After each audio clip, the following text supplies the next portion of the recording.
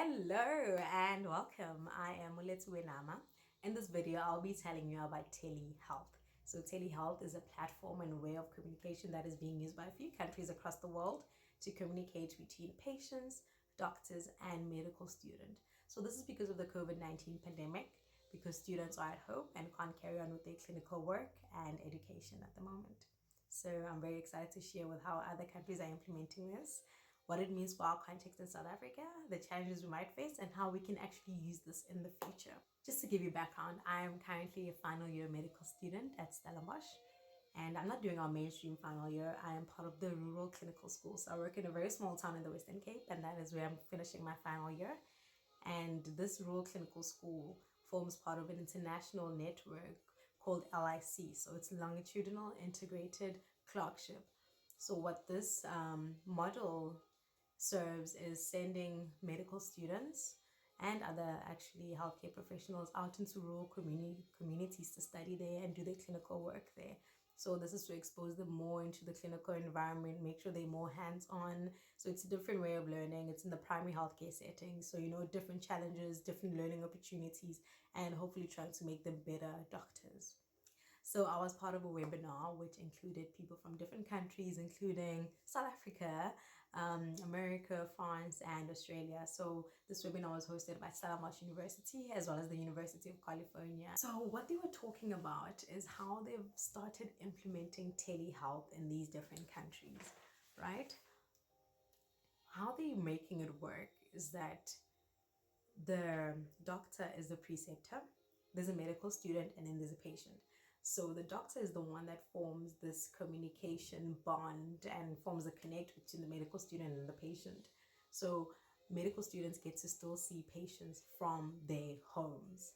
Well, how this happens is that these are patients that are known by the physicians or the doctor already, and the doctor will introduce the student to the patient and tell them that this is the student, I've been working with him, and this is how we're going to go ahead with this, if the patient is obviously okay with that. And then what happens, let's say the patient has their next appointment at like 12 on Tuesday, because now we're trying to make appointments from home with this telehealth thing, so patients don't have to come into the hospital and clinic setting and get exposed to COVID-19, because we are facing a pandemic. So stay at home. Please make sure that you stay at home. So let's say the next appointment for the patient is at 12 p.m. on Tuesday with the doctor. So the student will be able to call the patient beforehand, take a history, do an examination, however possible it is, given that they're working over the phone, either it's video or actual telephone call. And then after that, the student will be able to present to the doctor about their findings, what they think the patient has, and what their plan and management is going forward. So that's where the learning opportunity is. And this is exactly what we do in our clinical setting. So now you just get to do it over the phone. So we're taking advantage of the technology we have and making the most of what we have right now, given that we're facing a pandemic. So I thought it was truly, truly such exciting times. We know that final year medical students in South Africa are actually going back into the clinical environment.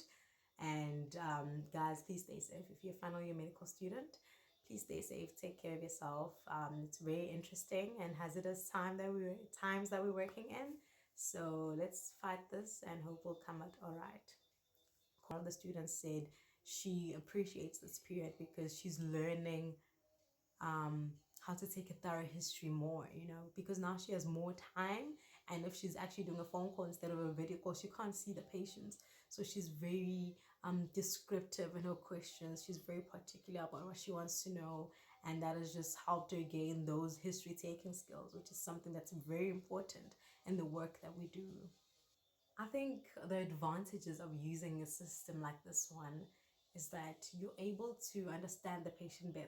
If you're doing a video call with the patient, you get more insight into their context, their home environment. So you're understanding them more, and the interventions that you've planned for this patient, you get to be able to model them in a different way and plan further, especially if you're working with other healthcare professionals. You guys can work in a group and decide what's best for this patient, because now you can see their home environment without actually doing a home visit, thanks to telecommunication.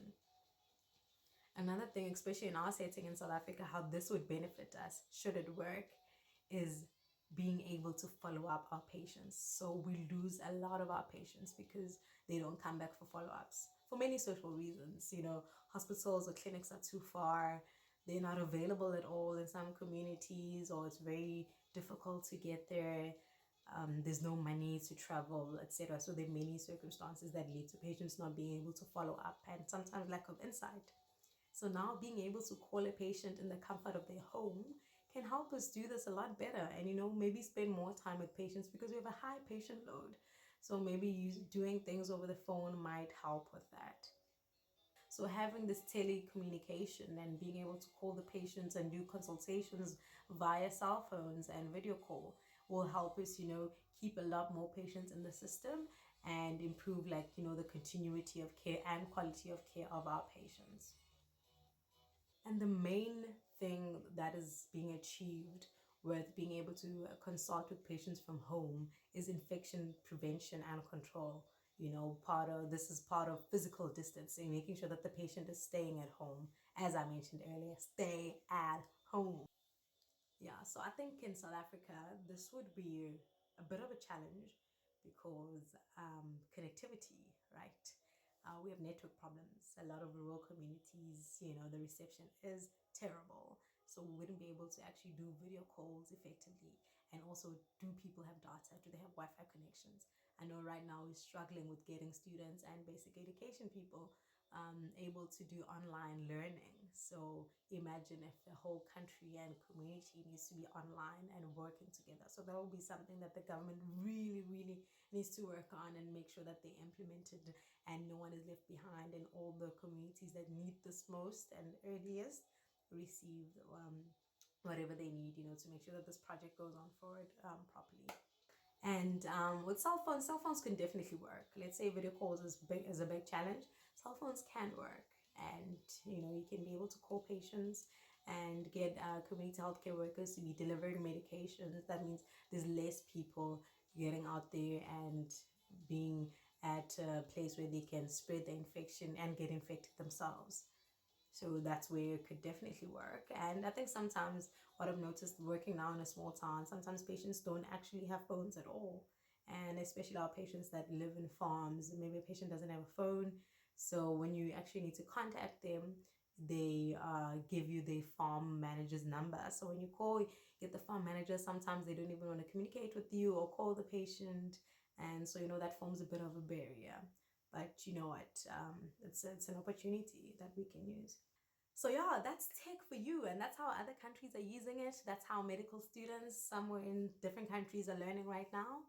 And it's something that it could have been explored with us, but obviously our technology is not that advanced. Using tech in the future will be exciting. It's a great opportunity to learn. Everyone's talking about the fourth industrial revolution, and certain aspects of that can be explored by us as well. So I think it was a very interesting and exciting webinar for me. I thought it was just something interesting to share with you.